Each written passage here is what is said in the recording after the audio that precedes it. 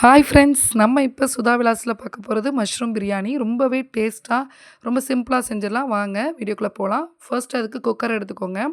Cooker heat ஆகட்டும். இப்போ ஒரு குழிக்கரண்டி அளவுக்கு ஆயில் சேர்த்துக்குங்க. இது கூடவே 1 டீஸ்பூன் அளவுக்கு நெய் சேர்த்துக்குங்க. இது ஹீட் ஆனோனே இப்போ இது கூடவே ஸ்பைசஸ் சேர்த்துக்கலாம். ஒரு பட்டை, 2 லவங்கம், 2 பிரிஞ்சி இலை, 2 ஏலக்காய், 1 அன்னாச்சி பூ இதுதான் சேர்த்துக்கிறேன். இப்போ இது கலர் மாறினோனே இப்போ ஒரு பெரிய பல்லாரி கட் பண்ணி வச்சுருக்கேன். அதை சேர்த்துக்கிறேன். நீங்கள் 2லேருந்து 3 மீடியம் சைஸ் வெங்காயமா இருந்தால் சேர்த்துக்கலாம். அதுதான் கரெக்ட்டா இருக்கும். இப்போ நல்லா வெங்காயம் வந்து ப்ரவுன் கலர் ஆகுற வரைக்கும் நல்லா வதக்கிக்கணும். நல்லா கோல்டன் ப்ரவுன் ஆகணும் அந்த வெங்காயம். அந்த மாரி வதக்கிக்கணும். அப்போ தான் பிரியாணி வந்து கலர் நல்லா டெக்ஸ்சர் கிடைக்கும். பாருங்கள் நல்லா வதக்கிக்கிறேன். இப்போ வந்து இஞ்சி பூண்டு பேஸ்ட்டு 2 ஸ்பூன் அளவுக்கு சேர்த்துக்கிறேன். இஞ்சி பூண்டு பேஸ்ட்டு சேர்த்துட்டு நம்ம அது கூடவே கொஞ்சம் உப்பு சேர்த்து வதக்குனா நம்ம வந்து அடி பிடிக்காம நமக்கு வரும். பாருங்கள் இஞ்சி பூண்டு பேஸ்ட் சேர்த்தோன்னே நமக்கு அடி பிடிக்க ஆரம்பிச்சிடும். ஸோ உப்பு சேர்த்துட்டோம் அப்படின்னாக்கா அடி பிடிக்காது. இப்போ இது கூடவே 2 பச்சை மிளகாய் முழுசா சேர்த்துக்கிறேன். இப்போ 2 தக்காளி நல்லா பழமா எடுத்து சேர்த்துக்கிறேன் கட் பண்ணி. இதை வந்து நல்லா மசிகிற அளவுக்கு நல்லா வதக்கி எடுத்துக்கிறேன். பச்சை மிளகா நம்ம வந்து கீறி சேர்த்துக்கிட்டோம் அப்படின்னா காரம் வந்து அதிகமாகிடும். ஸோ வந்து நம்ம ஃப்ளேவருக்காக தான் பச்சை மிளகா சேர்த்துக்கிறோம். அவ்வளோதான். இப்போ ஒரு கைப்பிடி அளவுக்கு புதினா சேர்த்துக்கிறேன். புதினா அதிகமாக சேர்த்துக்கோங்க. அப்போ தான் வந்து டேஸ்ட் நல்லாயிருக்கும். இப்போ அந்த ஒரு பொடியை விட கொஞ்சம் கம்மியாக வந்து மல்லி இலை சேர்த்துக்கிறேன். புதினாவோட அளவு தான் அதிகமாக இருக்கணும். மல்லி இலை கொஞ்சம் கம்மியாக இருக்கணும். சேர்த்துட்டு நல்லா அதை வந்து அது கூட நல்லா வதக்கி எடுத்துக்கிறேன். அது நல்லா வதங்கி மசிஞ்சு வந்துருச்சு பாருங்கள். இப்போ வந்து அது கூட 1 டேபிள் ஸ்பூன் அளவுக்கு தயிர் சேர்த்துக்கிறேன். தயிர் சேர்த்த உடனே நல்லா வதக்கிடணும். ஏன்னா இல்லைனாக்கா அது திரி திரியாக போயிடும். ஸோ இப்போ ஒரு 1/2 டீஸ்பூன் மஞ்சத்தூள், ஒரு 1/2 டீஸ்பூன் அளவுக்கு வீட்டில் இருக்கிற நார்மல் குழம்பு மிளகாத்தூள் சேர்த்துக்கிறேன். இப்போ இது கூடவே 1 டீஸ்பூன் அளவுக்கு பிரியாணி மசாலா சேர்த்துக்கிறேன். மசாலாலாம் சேர்த்துட்டு நல்லா வந்து அந்த பச்சை வாசனை போகிற அளவுக்கு நல்லா வதக்கி எடுத்துக்கலாம். இப்போ வந்து நான் வந்து 250 கிராம் மஷ்ரூம் எடுத்துகிட்டு வாஷ் பண்ணி கட் பண்ணி வச்சுருக்கேன். அதையும் அது கூட சேர்த்துக்கலாம். கொஞ்சம் பெரிய பெரிய துண்டாக கட் பண்ணி எடுத்துக்கிறேன். அப்போ தான் அது உடையாமல் கிடைக்கும் நமக்கு. இப்போ பொறுமையாக அதை கிளறி கொடுத்துக்கிறேன்.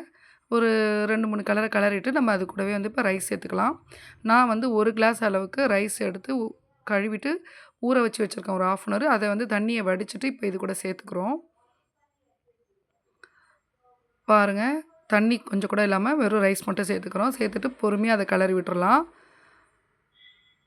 ஊறுனதுனால உடஞ்சிரும் அரிசி. அதனால தான் பொறுமையாக கிளறி விட்டுக்கிறோம். நம்ம எந்த கிளாஸால் அரிசி எடுத்துக்கிறோமோ அதே கிளாஸால் தான் தண்ணி சேர்த்துக்க போகிறோம். இந்த கிளாஸால் நான் 1 கிளாஸ் அளவுக்கு ரைஸ் எடுத்திருக்கேன். ஸோ இதே கிளாஸால் 2 கிளாஸ் அளவுக்கு தண்ணி சேர்த்துக்க போகிறேன். அதுதான் கரெக்டாக இருக்கும். இதே நீங்கள் பாஸ்மதி ரைஸ் எடுத்துக்கிறீங்க அப்படின்னாக்கா 1 கிளாஸ் ரைஸை வந்துட்டு ஒரு 20 நிமிஷம் ஊற வச்சு எடுத்துக்கோங்க. எடுத்துகிட்டு தண்ணியை வடிச்சிட்டு அதில் வந்து 1 1/2 கிளாஸ் அளவுக்கு தண்ணி சேர்த்துக்கிட்டிங்கன்னா கரெக்டாக இருக்கும். 2 கிளாஸ் ஊற்றுனீங்க அப்படின்னா ரைஸ் வந்து உடஞ்சிரும். உங்களுக்கு உதிரி உதிரியாக கிடைக்காது. இப்போ வந்து உப்பு கரெக்டாக இருக்கான்னு செக் பண்ணிவிட்டு பத்தலைனா கொஞ்சமாக ஆட் பண்ணிக்கலாம் இந்த ஸ்டேஜில். உப்பு காரம் வந்து லைட்டாக தூக்கலாக நீங்கள் பார்த்துக்கோங்க.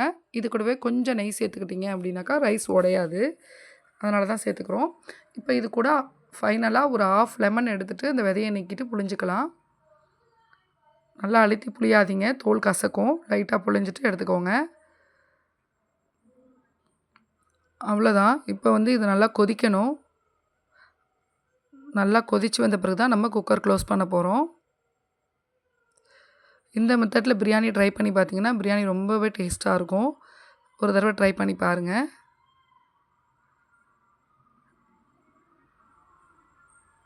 இப்போ நல்லா கொதிக்க ஆரம்பிச்சிருச்சு. பாருங்கள் நல்லா கொதிச்சிடுச்சு. இப்போ வந்து நம்ம குக்கரை க்ளோஸ் பண்ணிடலாம். குக்கரை க்ளோஸ் பண்ணிவிட்டு ஒரு 3 விசில் மீடியம் ஃப்ளேமில் வச்சு எடுத்துக்கலாம். 3 விசில் வச்சிங்கன்னா கரெக்டாக இருக்கும். மீடியம் ஃப்ளேமில் வச்சு எடுத்துக்கோங்க. 3 விசில் வந்துருச்சு. இப்போ ஸ்டீம் இறங்கினோன்னா நம்ம ஓப்பன் பண்ணி பார்க்கலாம். பாருங்கள் ரொம்ப சூப்பரான மஷ்ரூம் பிரியாணி நமக்கு கிடச்சிருச்சு. இப்போ வந்து ஒரு கரண்டி வச்சு பொறுமையாக வந்து அதை கிளறி எடுத்துக்கலாம். பாருங்கள் கொஞ்சம் கூட உடையில உதிரி உதிரியாக நமக்கு கிடச்சிருக்கு பாருங்கள். ரைஸ் உடையவே இல்லை, உதிரியாக கிடச்சிருக்கு. நம்ம சாப்பாட்டு ரைஸில் செஞ்சாலுமே டேஸ்ட் வந்து சூப்பராக இருக்கும். நீங்கள் ட்ரை பண்ணி பாருங்கள். அடி பிடிக்கவே இல்லை பாருங்கள். இப்போ ஒரு பிளேட்டில் வந்துட்டு நம்ம ரைத்தா கூட வச்சு சர்வ் பண்ணிக்கலாம். அவ்வளோதான் ஃப்ரெண்ட்ஸ். இந்த வீடியோ உங்களுக்கு பிடிக்கும்னு சொல்லிட்டு நம்புகிறேன். இன்னொரு வீடியோவில் பார்க்கலாம். இந்த வீடியோ பிடிச்சிருந்துச்சு அப்படின்னாக்கா மறக்காமல் கமெண்ட் பண்ணுங்கள். மறக்காமல் நம்ம சேனலை சப்ஸ்கிரைப் பண்ணிவிடுங்க. ஓகே ஃப்ரெண்ட்ஸ், பாய் பாய். இன்னொரு வீடியோவில் பார்க்கலாம்.